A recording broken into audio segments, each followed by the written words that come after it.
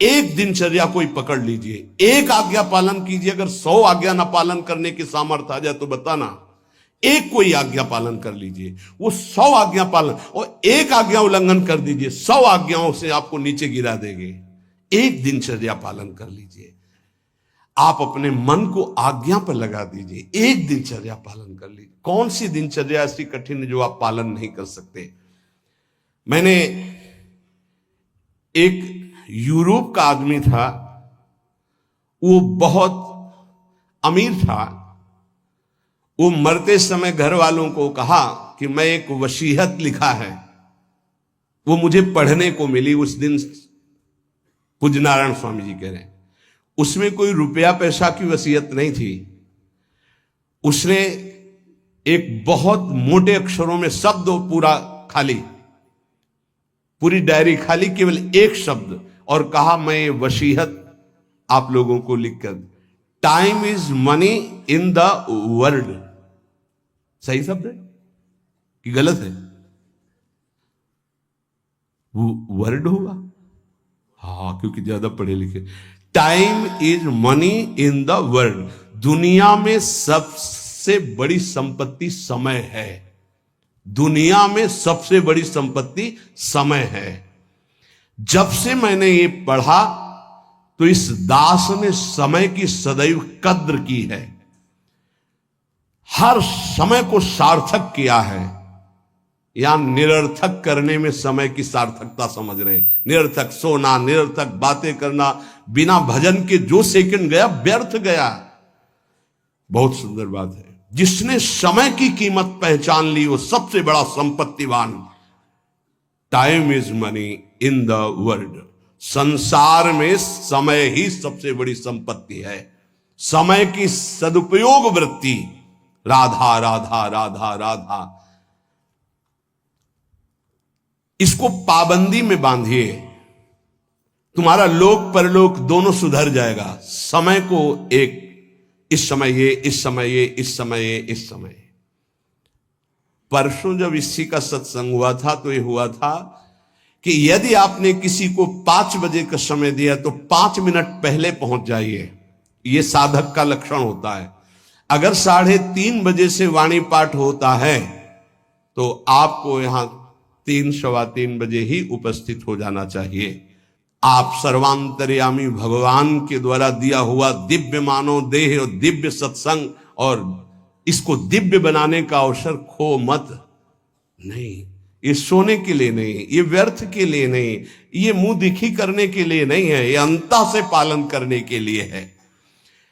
जब से मैंने ये शब्द पढ़ा था time is money in the world, तो अपने जीवन में कभी 1 मिनट भी व्यर्थ नहीं खोने दिया। 1 मिनट भी। देखो, यही लगन नींद पर विजय प्राप्त करवाती है। यही लगन कि मुझे समय बर्बाद नहीं करना, जितना अधिक से अधिक भजन। पता नहीं आज शाम हो कि ना हो, हम क्यों अपने इस दिव्य समय को नष्ट करें।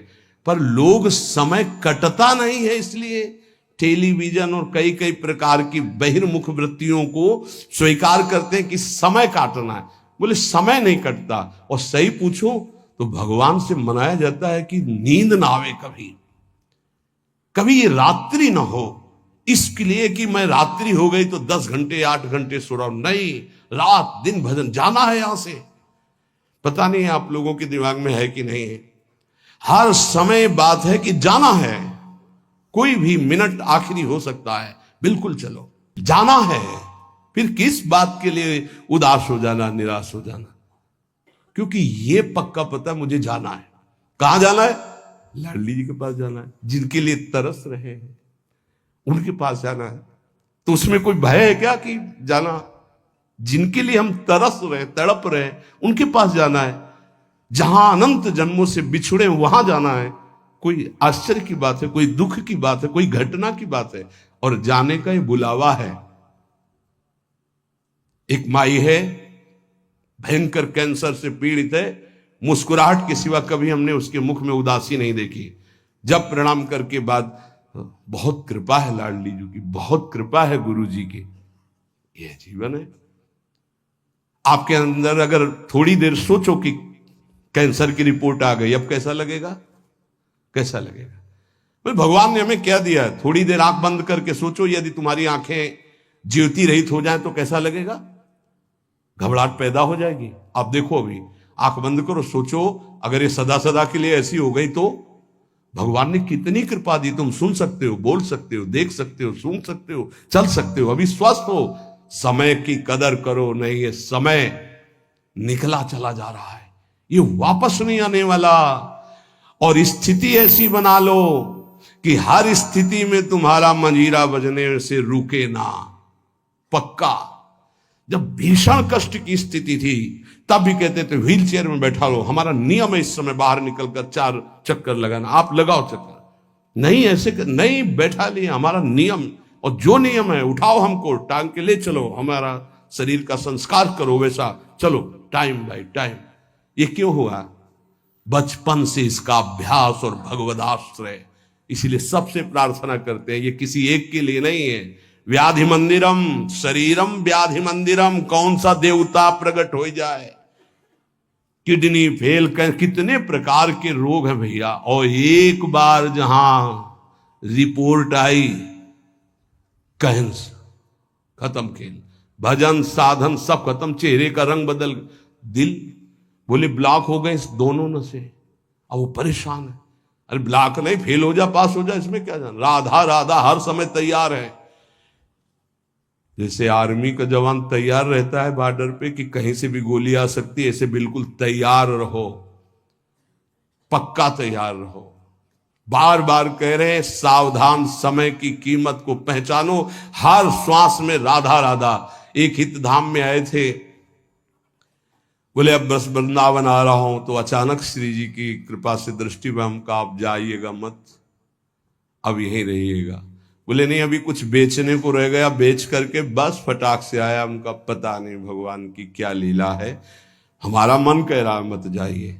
बोल नहीं महाराज, अभी जब कई महीना नहीं आए तो परिचय के जो आते थे पूछा, तो उन्होंने बताया उनका एक्सीडेंट हो गया, कई जगह से उनके अंग टूट चुके हैं वैसे। फिर जब आए थे तो एम्बुलेंस में आए थे कई महीने बाद, तो रो रहे थे। उनका भगवान प्रारब्ध टालना चाहते थे पर प्रारब्ध प्रबल हो गया, आप आज्ञा पर महत्व नहीं दिए, और वो ऐसी परिस्थिति अब कभी नहीं आ सकते। बड़े स्वस्थ और चलते फिरते, सूचना मिली कैंसर, 2 महीने में हालत खराब, पर वो तो समर्पित थे, तो यहाँ वेदांत हॉस्पिटल में आके धाम बेसरी। कुछ भरोसा नहीं इसका, जो बहुत अकड़ के चल रहे हैं और लंबा समय इतना कमा के रख दें कि 7 पीढ़ियां तक खाती चली जाएं, बड़ा व्यवस्था के ऊपर व्यवस्था। ये नहीं सोच रहे यहां से जाने की तैयारी हम क्या कर रहे हैं। नारायण स्वामी जी कहते हैं, गोस्वामी तुलसीदास जी महाराज के दोहे हम अपने जीवन में सामने रखा है, आप भी सुन लीजिए। सत्य वचन आधीनता परतीय मातु समान, इतने में हरि ना मिले तो तुलसीदास जवान। मैं इस बात की गारंटी लेता हूं कि यदि आप वाणी से सत्य बोलेंगे और भगवान की अधीनता और पराई माता बहनों के मात्र दृष्टि से, तो तुम्हें भगवान मिल जाएंगे पक्का। इतने में ना मिले तो इसकी जमानत मैं लेता हूं, गारंटी मैं लेता हूं, निश्चित भगवान मिलेंगे। मैंने बहुत इस दोहे को सामने रखा है, सत्य वचन और भगवान की आधीनता और परती मात समान, इतने में हरि ना मिले तो तुलसीदास जमान। आधीनता का साधन एकमात्र भगवान का दृढ़ भरोसा। जब मैं गोमती नदी के किनारे भजन किया, नारायण की आज्ञा से, अलग अलग आज्ञा होती जाती थी भगवान की, तो वहां से चाहे वो हिंदू हो, चाहे वो मुसलमान हो, चाहे ईसाई हो, कोई भी निकले, हमको सबको नारायण दिखाई दे, सब में नारायण दिखाई देते थे। सबकी चरण रज माथे पे लगाता, सबकी चरण रज माथे पे लगा। अगर कोई इस साधन को कर ले तो बहुत जल्दी देहाभिमान गलित हो जाए। पूज्य राधा बाबा जी ने भी वर्णन किया कि मुझे और किसी से द्वेष नहीं था, अंग्रेजों से द्वेष था, क्योंकि इन्होंने जब हमारे देश पर अधिकार किया तो बहुत अत्याचार किया। उसमें पूज्य बाबा भी देश स्वतंत्रता के उसमें जेल में गए थे, तो उन्होंने देखा था कैसे भारतवासियों के साथ बर्ताव होता है। बूटों में कीलें गड़ी हुई थी, बाबा के जीवन चरित्र में पढ़ा तो जो उनके सामने सर न झुकाता गिरा के छाती की पसुरियों पर ऐसे कूदते और बड़ी बुरी दशा से उसको मारते थे। बाबा का भी, बाबा ने जब पीछे से आ रहा था अधिकारी तो बाबा ने सर नहीं झुकाया कि चाहे मार डाले मैं इसके विदेशी के आगे सर नहीं झुकाऊंगा। तो बस पीछे वाले ने कहा झुका दो, उन्होंने कहा नहीं कटवा सकता हूं, झुका नहीं सकता। राधा बाबा बड़े जिद्दी स्वभाव के थे।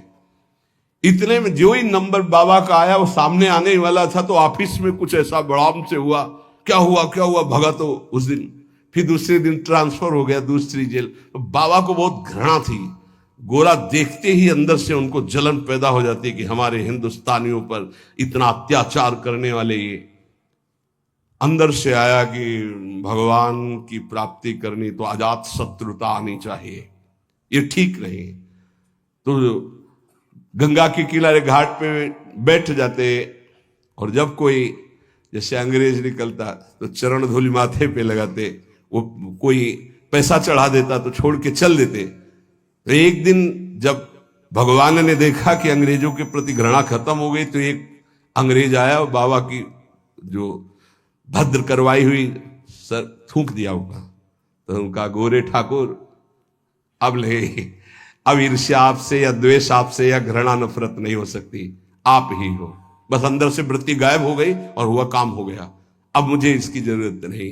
तो यहां एक कह रहे कि दास ये कहता है कि यदि सबके प्रति, देखो महापुरुषों के वचन है, यहां अगर परम पद में आरूढ़ होना है, भगवत प्राप्ति करनी है तो सर्वान वस्तुतया निरीक्ष परम स्वाराध्य बुद्धिर्मम। बहुत कठिन बात है।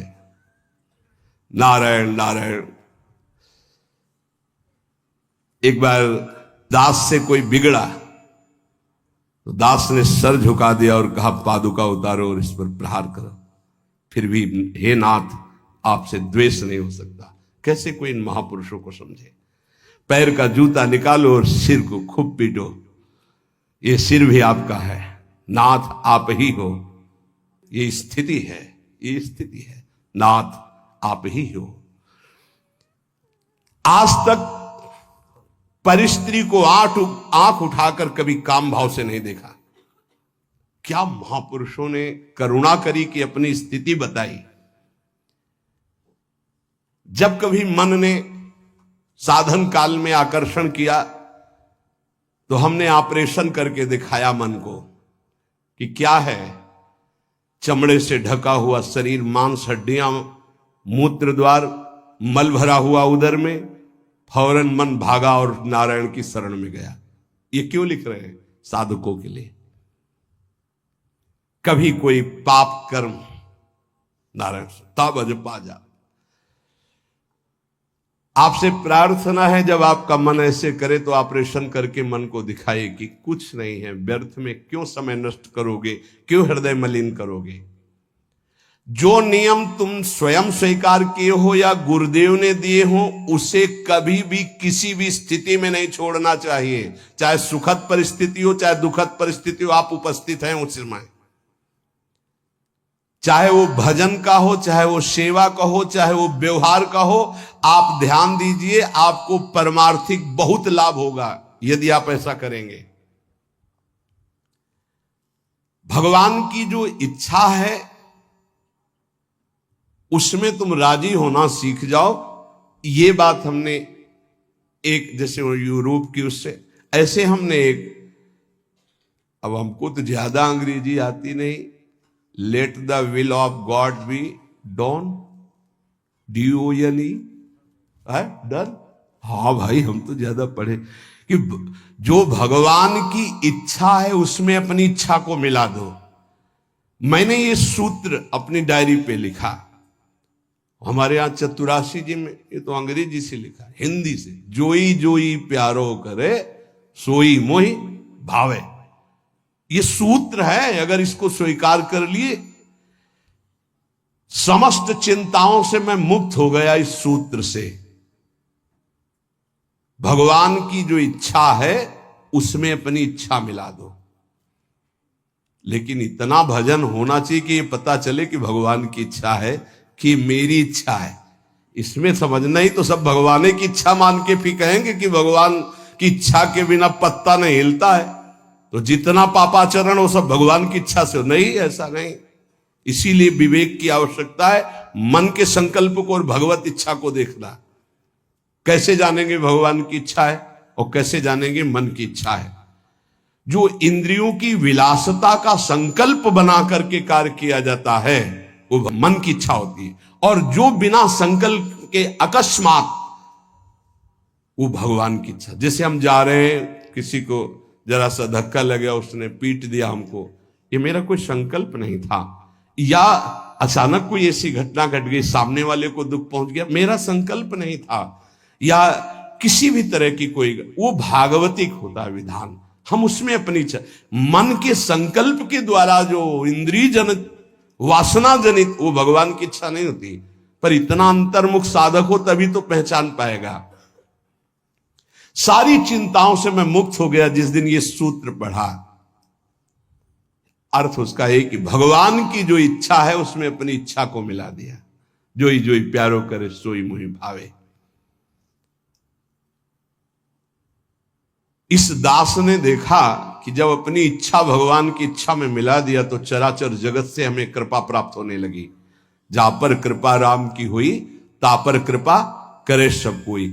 अपनी इच्छा ही भगवत कृपा में बाधक है। अगर अपनी इच्छा भगवत कृपा में मिला दे तो चराचर जगत से भगवान कृपा करने लगेंगे। योग वासिष्ठ में इस दास ने एक सूत्र पढ़ा, पुरुषार्थ ही परम दैव है। दैव, दैवी शक्ति। प्रारब्ध को लेकर बैठ जाना, अब जो लिखा होगा वही हो जाएगा, हमको कर नहीं। जब दास ने योग वासिष्ठ में ये सूत्र पढ़ा कि पुरुषार्थ ही परम दैव शक्ति है,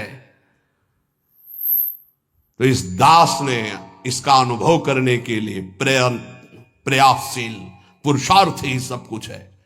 रात दिन एक करके भजन करो, देखो सब पर विजय प्राप्त हो जाएगी। कभी कभी प्रारब्ध बाधा पहुंचाने की चेष्टा करता है, पर प्रबल पुरुषार्थ प्रारब्ध को रौन देता है। प्रबल पुरुषार्थ, पुरुषार्थ जो साधन भजन मिला है इसमें प्रयत्नशील। यहां कह रहे हैं कि भगवान की कृपा प्राप्त करने के लिए पुरुषार्थ, प्रबल पुरुषार्थ, प्रबल पुरुषार्थ ही भगवान के सिद्धांत की अनुभूति कराता है। प्रबल पुरुषार्थ ही प्रारब्ध के सिद्धांत की धज्जियां उड़ा देता विधान की। पुरुषार्थ में बड़ा बल है, बड़ा बल है। पर पुरुषार्थ भगवान के नाम जप से माना जाएगा, और ये लौकिक पुरुषार्थ प्रारब्ध को नहीं मिटा सकता, भगवान का नाम जप। जब हमारा पुरुषार्थ प्रबल होता है भगवत कृपा से, तब अद्वैत भाव की सिद्धि अत्यंत अनिवार्य हो जाती है। हर मार्ग के उपासक को अद्वैत भाव, एकमात्र जो सर्वत्र है वो यहां भी है, गुरुदेव भगवान को एक बार। इसके बाद द्वैत प्रेम का आता है। पहले द्वैत से अद्वैत और अद्वैत से द्वैत।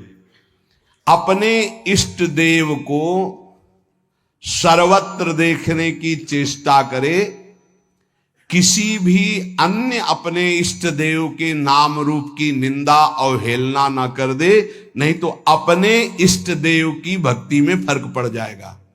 जैसे परिक्रमा लगा रहे हैं, रास्ते में हनुमान जी का मंदिर है, आरती हो रही है, अरे क्या हनुमान जी, हम तो नहीं, महाभागवत है। आधा मिनट रुके, हाथ जोड़े खड़े हैं, आरती के दर्शन कर रहे हैं, राधा वल्लभ लाल आप इस रूप में हो, जय हो श्री राधा वल्लभ लाल की जय, आगे बढ़ गए। देखा किसी भगवान की झांकी जा रही है, पंचांग प्रणाम किया, राधा वल्लभ लाल की जय। ये वैष्णव धर्म है, ये उपासना का मार्ग है। ये नहीं कि अवहेलना करना, ऐसा नहीं है। हाँ, हम दर्शन करने नहीं गए, सामने से गुजर रहे थे, किसी को भी। ये अपने स्वामी नारायण की कृपा से जाना, इस मर्यादा को सदैव उपासक सुरक्षित रखे। कोई भी भगवान की सवारी जा रहे, कोई भी भक्त जा रहे, सबकी चरण धूल में नमस्कार। एक और साधन अजपा जाप के लिए आवश्यक है, अगर आप कर सके तो अमावस्या और पूर्णिमा के दिन उपवास करना सीख ले। अमावस्या नारायण स्वामी जी का अपना अनुभव, हम ये व्रत रूप में नहीं कह रहे, ये हम भजन बढ़ाने के लिए कह रहे। ये दत्तात्रेय महाराज जी के ग्रंथ में मैंने पाया था, उसी दिन से हमने शुरू कर दिया नारायण स्वामी। उसे अच्छा है, एक दिन अगर उपवास रहेगा तो आंतों को थोड़ा अवसर भी मिल जाएगा। पूर्णिमा और अमावस्या के दिन उपवास का देख लो, अगर ऐसा लगे तो ठीक है, नहीं तो थोड़ा प्रसाद पाके। गृहस्थ में अगर पूर्णिमा अमावस्या के दिन किसी तीर्थ धाम या कहीं भी जाए तो किसी का भी दिया हुआ कुछ ना खाए, क्योंकि उस दिन का प्रतिग्रह बहुत बड़ा प्रतिग्रह माना जाता है। ये जो हलवा पूड़ी बटता है ना, वो खाते हुए रास्ते में चलते हुए मना है। अगर वास्तविक पुण्य कमाने तीर्थ यात्रा या धर्म क्षेत्रों में जाते हैं, गृहस्थी में। दास को ये जब दत्तात्रेय जी की वाणी से पता चला तो जीवन भर के लिए नियम ले लिया कि पूर्णिमा और अमावस्या को भोजन ही नहीं करना। तो मुझे ये लगता है कि उपासक को भजन के लिए अनिवार्य है ऐसा करना। त्याग और संतोष, ये साधु का तो धन होता है, साधक का तो धन होता है। ज्ञान और भजन ये उसका फल होता है। हर समय भजन और ये ज्ञान है कि सर्वत्र मेरे प्रभु। त्याग ये स्वभाव में बैठा होता है, संतोष ये स्वभाव में बैठा होता है। ये जो मूर्ति पूजा की अवहेलना करते, इन लोगों की बात मत सुनना। मैं स्वयं अपने भगवान नारायण की कृपा से अनुभव किया है कि मूर्ति पूजा से बहुत जल्दी भगवान प्रसन्न होते हैं। इस दास का अनुभव भी है नारायण की आज्ञा से। सेवा करते समय मन बहुत जल्दी इष्ट में आसक्त हो जाता है। अन्य समय भागेगा लेकिन सेवा में आसक्त हो जाएगा, क्योंकि मन की एकाग्रता सेव्य घसीट लेते हैं। इसको खिलवाड़ न समझे जो प्रभु की सेवा हो रही। दास को जब नारायण ने आदेश किया तो इसमें बहुत सुख मिला। भक्ति ईश्वर प्राप्ति में समर्थ है, पर यह ज्ञान अत्यंत आवश्यक होना चाहिए। जब सर्वत्र भगवान है तो मूर्ति में भगवान क्यों नहीं? ये जो लोग खंडन मंडन करते हैं, यह अधूरा ज्ञान है। मेरे ख्याल से अधूरे ज्ञान से परमार्थ में काम नहीं चलता है। जैसे एक टांग से चलना बड़ा कठिन होता है, ऐसे ही कि वो निराकार है इतना ही मान लेने से नहीं होगा। जैसे दो टांगों से आराम से चला जाता है तो वो निराकार भी है, वो साकार भी है। वो साकार भी है और निराकार है, दोनों की उपासना हम करते हैं। जैसे साकार रूप में ये कर रहे, निराकार रूप में सब अंतर्यामी रूप में भगवान सबके हृदय में विराजमान है। काम क्रोध लोभ मोह के दमन का साधन जो गृहस्थी में समझते हैं कि बड़ा कठिन है, ऐसा ना समझें। गृहस्थी में इन साधनों का तुम नियम लीजिए, भगवान तुम्हें सामर्थ्य देंगे कि तुम संयमी बन जाओगे, तुम सहनशील बन जाओगे, काम क्रोध लोभ मोह पर विजय प्राप्त कर लोगे। पर जो विरक्त जन हैं उनको तो कोई भी गुंजाइश इस विषय में नहीं है। इसलिए जैसे यहां का कड़ा शासन है कि आप परिवार से संभाषण नहीं कर सकते बिना आज्ञा के, वो भी आज्ञा होगी तो आप कुछ क्षण बैठिए यहां राधा के कुंज में बैठकर ही बात, उसका मतलब कोई वैर नहीं है, आपके राग के नाश की बात है। आपका राग नष्ट हो जाए, खत्म खेल। गुरु की कृपा से ही सब साधन की जानकारी होती, सब साधन चलने का उत्साह होता और सब साधन की पूर्णता भी होती। सदा अंतर में गुरुदेव भगवान बैठ करके साधन की प्रेरणा करते हैं, कराते हैं और सफलता प्राप्त कराते हैं। इसीलिए कहा कि व्यक्ति कभी गुरु नहीं हो सकता और गुरु कभी व्यक्ति नहीं हो सकता। वैसे मेरा हृदय तो बहुत कठोर है, नारायण स्वामी जी कहते हैं, पर पता नहीं कैसे रिझाए माखन चोर की आकर के मेरे हृदय को माखन बना दिया। भगवत कृपा से, गुरुदेव नारायण की कृपा से दयालु श्री कृष्ण के चरणारविंद में चित्तवृत्ति अर्पित हो चुकी है। ये आखिरी उतार। अब तो दास जैसे जी रहा है, वो आखिरी दोहा तुम्हें बता रहा हूं। 3 टूक कौपीन के अरुभाजी बिन नौन, रघुवर जाके उर्वसे इंद्र बापुरो कौन। ये मेरा जीवन है नारायण स्वामी जी। एक रस्सी, एक टाट की लगोटी और बिना नमक की सब्जी। मेरे हृदय की स्थिति है, ना मुझे मोक्ष चाहिए, ना 14 लोकों का राज्य चाहिए, ना मुझे ज्ञान चाहिए, ना भक्ति चाहिए, बस केवल केवल सुमिरन, बस याद में उनकी डूबा रहता हूं, बस कुछ नहीं चाहिए। देखो मेरे हृदय में जो था मैंने बता दिया, तुम देखो अपने हृदय में क्या लाना चाहते हो। नारायण नारायण नारायण। नारायण स्वामी के जीवन की ये अमूल्य शब्द आप सुने। महापुरुषों के अनुभव खोज खोज कर इसलिए सुनाए जा रहे हैं कि कोई भी महापुरुष पर श्रद्धा हो जाए, किसी भी महापुरुष के वचन आप स्वीकार कर लें, आपका जीवन कृतार्थ हो जाए, आपका भजन चलने लगे, आप विषयों से निवृत्त हो जाएं, आप दुखों से बचकर भगवत प्राप्ति कर लें। शेष चर्चा आगे। श्री राधा वल्लभ।